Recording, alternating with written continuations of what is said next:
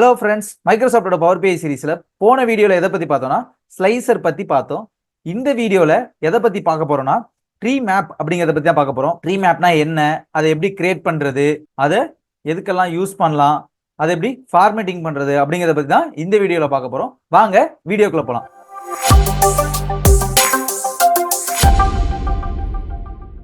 அதுக்கு முன்னாடி நம்மளோட சேனல்ல மைக்ரோசாஃப்டோட பவர் பிஐ வீடியோஸ் மட்டும் இல்லாம Google sheet, Minitab, then quality ரிலேட்டடான வீடியோஸ் எல்லாத்தையும் போஸ்ட் பண்ணிட்டு இருக்கோம். அது எல்லாத்தையும் நீங்க கண்டினியூவா வாட்ச் பண்ணணும்னா நம்மளோட சேனலை சப்ஸ்கிரைப் பண்ணிட்டு பக்கத்தில் உள்ள பெல் ஐக்கானை கிளிக் பண்ணிக்கோங்க. ஓகே ஃப்ரெண்ட்ஸ், ட்ரீ மேப் எப்படி கிரியேட் பண்றது பாத்தீங்கன்னா, நம்ம எப்போதும் போல ஒன்னு இன்சர்ட் கொடுத்து நியூ விஷுவல் கொடுத்து அங்கேருந்தும் ட்ரீ மேப் நம்ம கிரியேட் பண்ணிக்கலாம். விசுவலைசேஷன்ல போயிட்டு இங்க இருக்கிற இந்த ட்ரீ மேப்பை சூஸ் பண்ணி கூட நம்ம விசுவலைசேஷன் கிரியேட் பண்ணிக்கலாம். நான் இதை இங்கே ஒரு நியூ விஷுவல் கொடுத்தோன்னு ஒன்று கிரியேட் ஆயிடுச்சு, அதை டிலீட் பண்ணிக்கிறேன். டெலீட் பண்ணிட்டு இங்கே வந்து ட்ரீ மேப்பை டைரெக்டாக சூஸ் பண்ணிக்கிறேன். சூஸ் பண்ணிட்டு அதை இங்கே மூவ் பண்ணிக்கிறேன். மூவ் பண்ணி இந்த சைஸை கரெக்டாக பிளேஸ் பண்ணிக்கிறேன். கொஞ்சம் ஜூம் பண்ணிக்கிறேன், உங்களுக்கு தெரியணும் அப்படிங்கிறதுக்காக கொஞ்சம் ஜூம் பண்ணிக்கிறேன்.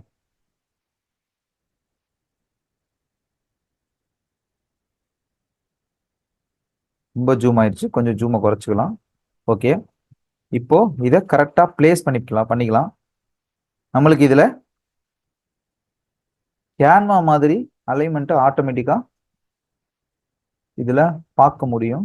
ஸோ நம்ம இங்கே பார்த்தீங்கன்னா தெரியும், மூவ் பண்ணனா அது கரெக்டாக இதோட எட்ஜுக்கு வந்த உடனே ஒரு லைனு கிரியேட் ஆகும், மார்ஜின் லைனு.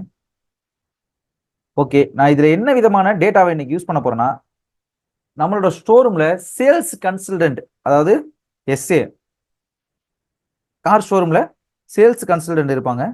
ஸோ அந்த சேல்ஸ் கன்சல்டன்ட் வைஸ் அவங்க எப்படி பர்ஃபார்ம் பண்றாங்க, யாரு அதிகமான கஸ்டமரை அட்டன் பண்றாங்க, யாரு கம்மியான கஸ்டமரை அட்டன் பண்றாங்க, அப்போதான் நம்மளுக்கு எந்த சேல்ஸ் கன்சல்டன்ட்டுக்கு அதிக பர்ஃபார்மன்ஸ் நல்லா இருக்கு, யாருக்கிட்ட அனுப்பிச்சா ஈஸியா நம்மளுக்கு சேல் ஆகும் அப்படிங்கிறத நம்மளால பார்க்க முடியும். ஸோ அதுக்காக நம்ம ஒரு ட்ரீ மேப் கிரியேட் பண்ண போறோம். இப்போ நான் இதுல என்ன அந்த டேட்டாவை சூஸ் பண்ணிக்கிறேன். இதுல கீழே பார்த்தீங்கன்னா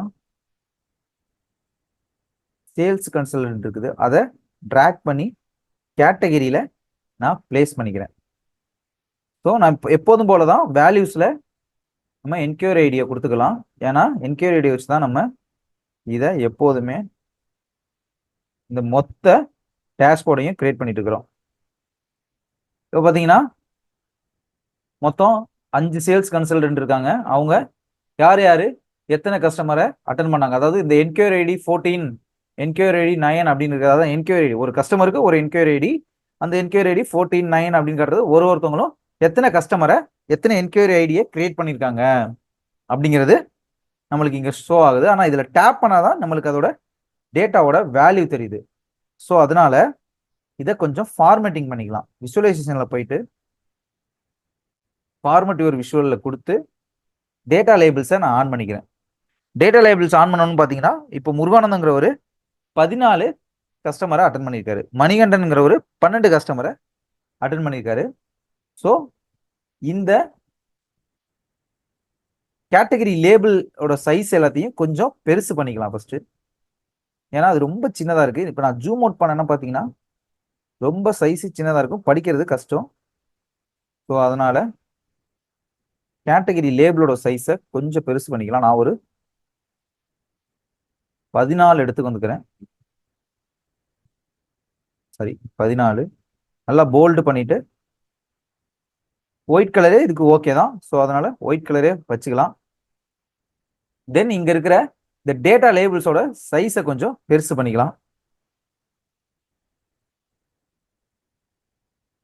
இதையும் ஒரு 18க்கு நம்ம வச்சுக்கலாம். ஓகே, 18 வச்சோன்னா நல்லா நம்மளுக்கு விசிபிளா இருக்குது. இப்போ பார்த்தீங்கன்னா ஜூம் அவுட் பண்ணீங்கன்னா தெரியும், நல்ல விசிபிளா இருக்கும். பார்த்தீங்கன்னா நம்மளால டைரக்டாவே பார்க்குற அளவுக்கு நல்லா விசிபிளா இருக்கு. தென் அடுத்து என்ன பண்ண போறோம்னா, இங்க உள்ள இந்த டைட்டில நம்ம சேஞ்ச் பண்ணணும். அதுக்கு ஜென்ரல்ல போயிட்டு எப்போதும் போல எல்லா விஷுவல்ஸ்க்கும் எப்படி நம்ம சேஞ்ச் பண்ணுவோமோ அந்த மாதிரி இதுக்கும் சேஞ்ச் பண்ணிக்கலாம்.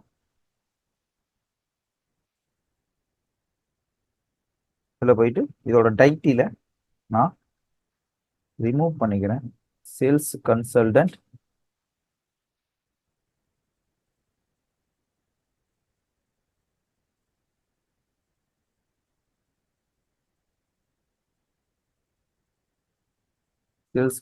வைஸ்னு போட்டுக்கிறேன்.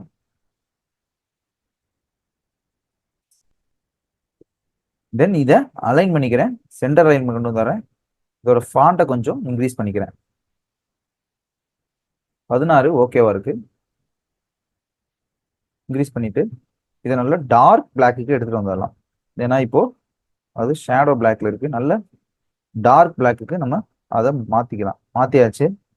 தென் நீங்க கேட்கலாம், இந்த 14ங்கிறது சென்டர்ல வராதா, இந்த நேம்ங்கிறது சென்டர்ல வராதா அப்படின்னா, நம்மளுக்கு விஷுவல்ஸ்ல எப்போதுமே டேட்டா லேபிள்ஸும் கேட்டகரி லேபிள்ஸ் எல்லாம் சென்டர் அலைன்மெண்ட் பண்ண முடியாது நம்மளால. ஓகே, தென் ஜூம் அவுட் பண்ணிக்கிறேன். இப்போ பார்த்தீங்கன்னா நம்மளுக்கு முருகானந்தங்கிற சேல்ஸ் கன்சல்டன்ட் எத்தனை கஸ்டமர் அட்டன் பண்ணியிருக்காருன்னு பார்த்தீங்கன்னா 14. அதில் 7 என்கொயரி. 14 கஸ்டமரில் 7 பேர் என்கொயரிக்காக வந்தவங்க. அதில் 3 பேர் புக்கிங்கு பண்ணியிருக்காங்க. என்கொயரிக்கு வந்தவங்க 3 பேர் புக்கிங் பண்ணியிருக்காங்க. இந்த 14 கஸ்டமரில் 7 3 10 ஆயிடுச்சு.